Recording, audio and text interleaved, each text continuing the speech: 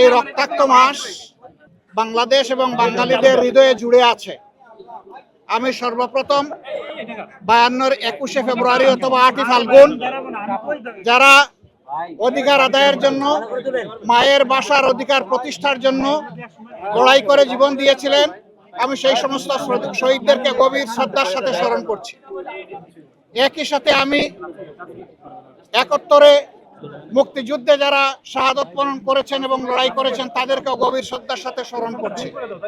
তারই ধারাবাহিকতায় 24-এ স্বৈর শাসনের হাত থেকে, ফেসিবাদ থেকে দেশকে মুক্ত করে বৈষম্যহীন একটি সমাজ গড়ার প্রত্যয় নিয়ে যারা লড়েছেন তাদেরকে আমি গভীর শ্রদ্ধার সাথে স্মরণ করছি।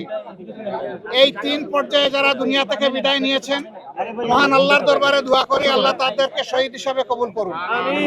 আহত হয়েছেন, ক্ষতবিক্ষত হয়েছেন, তাদের প্রতি সমবেদনা প্রকাশ করার পাশাপাশি আল্লাহর দরবারে দোয়া করি আল্লাহ তাদেরকে সুস্থতার নিয়ামত দান করুন। আমি এসেছিলাম বই মেলা দেখতে। আলহামদুলিল্লাহ, এখানে প্রত্যেকটি স্টলে উপচে পড়া পাঠকদের ভিড়, উৎসুক জনতার ভিড়, এমনকি ছোট ছোট শিশুরাও এখানে চলে এসেছে। যদিও আজকে শিশুদের জন্য আলাদা দিন নয়, তারপরে অনেকে তার পিতামাতার সাথে এখানে চলে এসেছে। এই যে একটা আমেজ ফেব্রুয়ারি মাসের 1 তারিখ থেকে শুরু করে 28 তারিখ পর্যন্ত চলতে থাকে, এর মাধ্যমে আমরা আমাদের অতীতকে স্মরণ করি।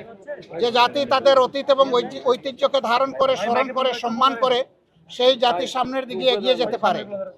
আমরা আশা করব যে এখানে যারা স্টল দিয়েছেন তারা পর্যাপ্ত বই পুস্তক রাখবেন এবং যারা পাঠক এবং এখান থেকে ক্রেতা যারা আসবেন তারা যেন তাদের চাহিদা মতো এখানে বইগুলা সংগ্রহ করতে পারেন। সর্বোপরি আমরা আশা করব অত্যন্ত শান্তি এবং শৃঙ্খলার ভিতর দিয়ে উৎসব মুখর পরিবেশে বাকি সময়টাও যেন 28 তারিখ পর্যন্ত এইভাবেই অতিবাহিত হয় এবং পাঠককুল যেন তারা তৃপ্তি নিয়ে এখান থেকে তাদের চাহিদা এবং প্রাণের বইগুলা সংগ্রহ করতে পারেন। মিডিয়ার যে বন্ধুরা এসেছেন আপনাদেরকে অসংখ্য ধন্যবাদ। আমরা আশা করছি মাস জুড়ে আপনারা একই দায়িত্ব সুন্দরভাবে পালন করবেন এবং জাতির মধ্যে বই কিনা, বই পড়ার আগ্রহ আপনারাও জাগিয়ে তুলবেন।